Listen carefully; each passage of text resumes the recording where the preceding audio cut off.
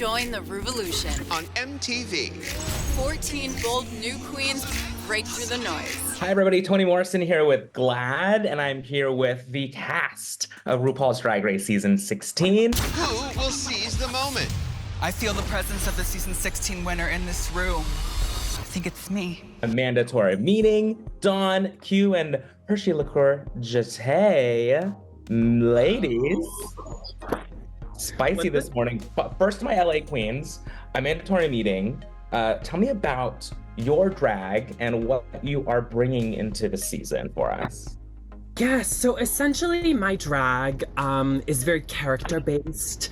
I see Amanda as like a villainous woman who thrives on intimidating men in various settings, right? In the workplace, in the bar, truly in the grocery store, honestly. I just love intimidating men. And I really believe that sort of carries into all of my drag, where I feel like I'm a mistress of disguise and just sort of out to get the next one. I'm cackling here because I'm like, am I from the House of Meeting? Might be! Well, speaking of houses, the House of Jate, good morning. Hi. How did you approach this season, and how has this sisterhood shaped your drag and drag overall for you? I approached this season like I approached my drag, very delusionally. Just walking in and I already decided that I won and I am the best. That's how I get through drag. That's how I get through my performances. You know, just lie. Just lie until it becomes the truth. All right, so That is a Bible verse to me. We have delusion and intimidation. I might have a little House of Jate in me too. Yeah, this is my hair, you know? Let's head to the heartland. Q, good morning. Good morning. You're joining this season as a queen from Kansas City. Tell me about drag there, and how have you been able to evolve your drag artistry in Kansas City? Oh my gosh, the drag here in Kansas City is actually so diverse, and it's like growing very rapidly. And we only have like 3 bars, so like we all have to like really fight to, you know, claim that spot. And you really have to focus on what you do best to like really stand out. So that's kind of what I've done since I've started like really here in Kansas City, is just focus on, you know, like what I do and what I do well. And, you know, I seem to be making some money off of it, so I might be doing something right. It's working, mama. And finally, Dawn, I see you lurking in the corner here, my love. Hi. You are a self-described elf goddess of Brooklyn, New York. How did you find your space, your lane in drag, and when did you know and look at yourself in the mirror and say, wow, this is me? I think that for me, my life was a lot of ups and downs of trying out various creative things and seeing what stuck and what didn't. Like for a long time, I wanted to be an illustrator, and then I wanted to be an animator, and then I wanted to be a video game designer, you know, and nothing really like stuck until my senior year of college in 2020. I started really I'd been trying makeup for a few years, and I just like kept like playing with it because I thought it was fun, and it was just like a little hobby to do on like a Saturday when I didn't have any homework. And then in the pandemic, I just like really had nothing to do. And season 12 was airing, and I was so inspired by Crystal Method, and I was just like, let's just try it. But I didn't realize you could do such like big clowny stuff. And so I just kind of like really threw the pasta at the wall, and listen, it was cooked, it stuck. And then from there, I really just like, I kept trying new things, being inspired by the people around me. When I moved to Brooklyn, the upward trajectory from there, because when you're surrounded by incredible people, you become better. Mirage, I want to go to you first. You are of Native American and Mexican heritage. You bring such a blend of your roots and culture into your drag. Tell me a little bit about that and how you were able to weave that into the drag that we see today. Well, being a deserty queen, it's been really interesting because I have not really thought twice about it. It's like one of those things where I'm not proud of my culture, where I come from, of course, but it's really like, I think the drag was kind of a departure. It was kind of more of an escape and like a getting away from day-to-day life. And it wasn't really until after everything has started to wrap up, I've been like, you know what? I think that is something I need to like bring in and tie into my fun side, my like drag side. And like now that there's like a platform and like an opportunity to do so, I'm excited to like put it more in the forefront. Vegas is very glitz, glam, the strip. How have you been able to set yourself apart, especially in Las Vegas, in that drag scene and culture? I don't know if I ever tried to set myself apart necessarily. I just dove headfirst into it and took it on as honestly a part of my personality. The party, the nightlife, the glam, I don't know. I'm not getting that at all from your here. Dion coming from your box right now. So thanks. Yes. I'm gonna like. I'm the first one you're gonna see when you walk into the club. The glow stick of Las Vegas. That's the body shape too. I love. Sapphira, our Philly queen. Now, are you Philadelphia born and raised, girl? I am not Philadelphia born and raised. I'm actually Houston. I'm from Houston, Texas originally. I love it. Okay, we got some Texas flair in there. Talk to me a little bit about drag culture in Philadelphia and how you've been able to evolve your craft in Philly and kind of spread your wings there. Drag culture in Philadelphia is a very queer culture and a very, we have I would say there's two types. There's like the regular drag scene and then there's the queer drag scene. And there are people who, intersect in there, but it's just full of talent, ultimately. There's lots of funny people here. And so it primarily, if you're funny, you're gonna do very well here. But there are also a lot of really talented dancers, singers, actors, just all around. Philadelphia is just full of talent. It's also a very great music capital, And I will make note, that's Texas hair right there, I see. Oh, honey, yes, honey. I brought the Texas to Philly, baby. I love it. Morphine love Dion. You are, quote, I don't want to get this wrong, body, beauty, and mug. Yeah. Tell me about your drag and what's led to you being able to describe yourself as exactly that. So, I do come from YouTube. I have a YouTube channel where, I teach people how to do the smug, how to recreate it, how to do it. And, after that, throughout the years, I started doing drag. And then I decided to get a BBL because Miami is just too hot to be padding, honey. Like, we don't pad. So, then that's how the beauty and the booty was born. I love to show off my body. Morphine is all about being a Latina showgirl and always looking right and tight. Nymphia Wynn, how does it feel to already be crowned with a Drag Race first as the first Taiwanese queen? I feel honored and happy, and it was meant for me because my mom birthed me at the right place at the right time. Come on. Because I was actually born in LA. That's why I could compete in this competition having an American passport. But like I grew up in Taiwan most of my life, so Drag Race was written in my life. Period. Plain Jane, representing Boston. Talk to me about drag in Boston and the queer culture there. Sure. Well, it's a very small city, and it is a fairly small community, but we've been, it's a tight-knit community, and I would say it's very eclectic. There's a lot of different types of drag in Boston. And, unfortunately, I don't know if you know of the Club Machine that used to exist in Boston. It was like the biggest queer nightclub in Boston. Unfortunately, it shut down during the pandemic.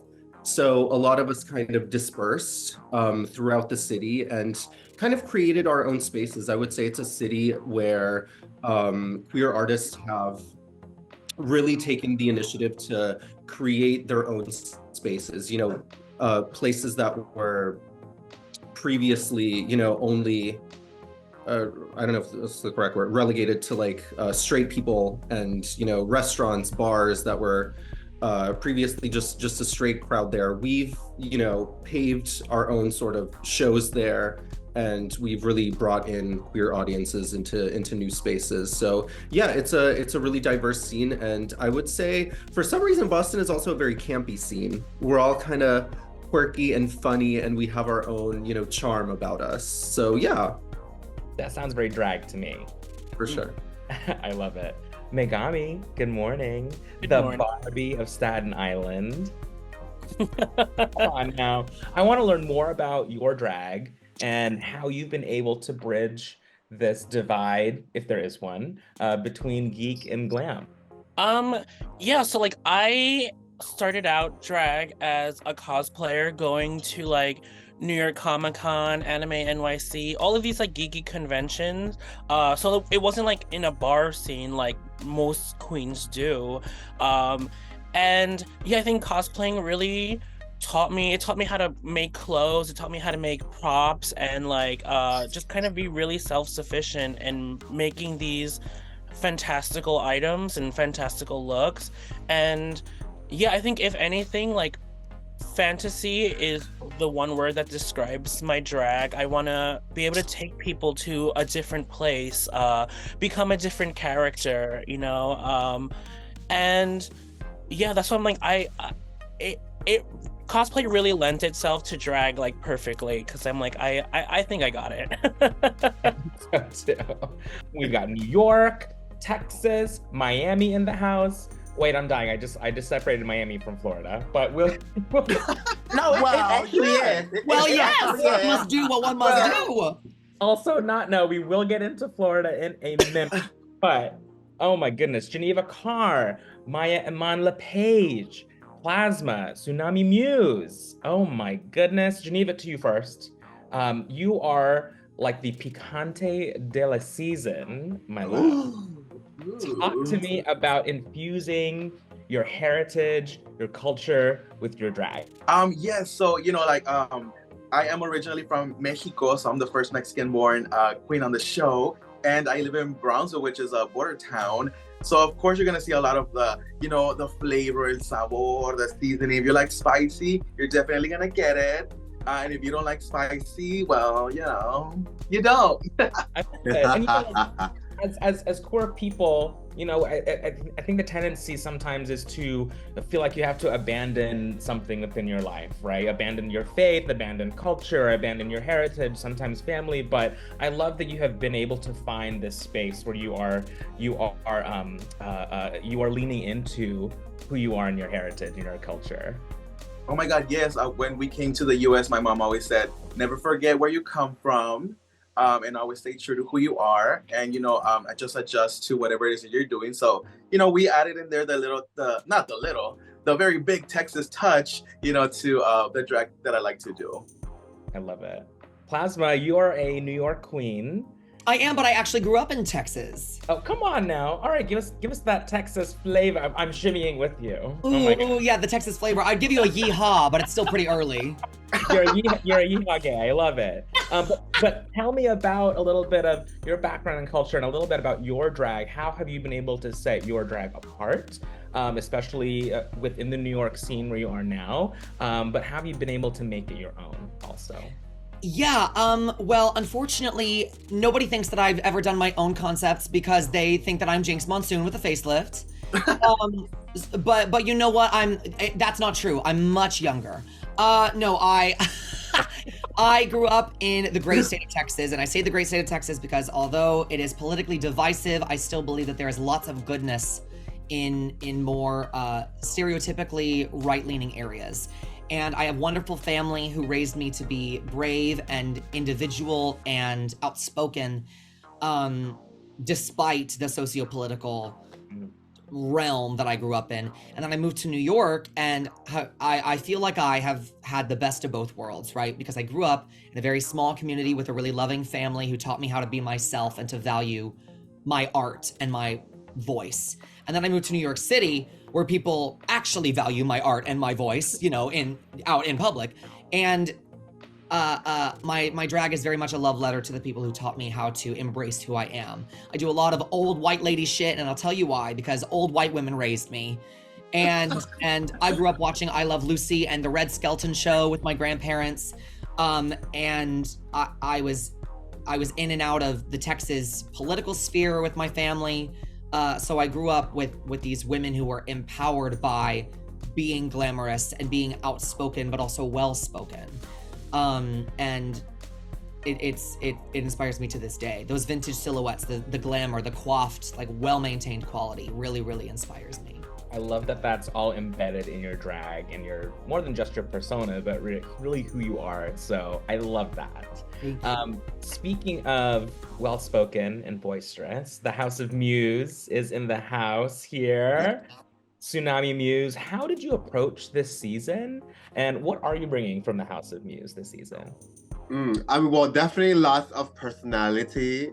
And, you know, when tapping, not just obviously like, you know, the aesthetic and the drag, but mentally and spiritually, I really wanted to bring like joy. You know what I mean? I wanted to show everyone why I love this, why I put my life on the line for this. You know what I mean?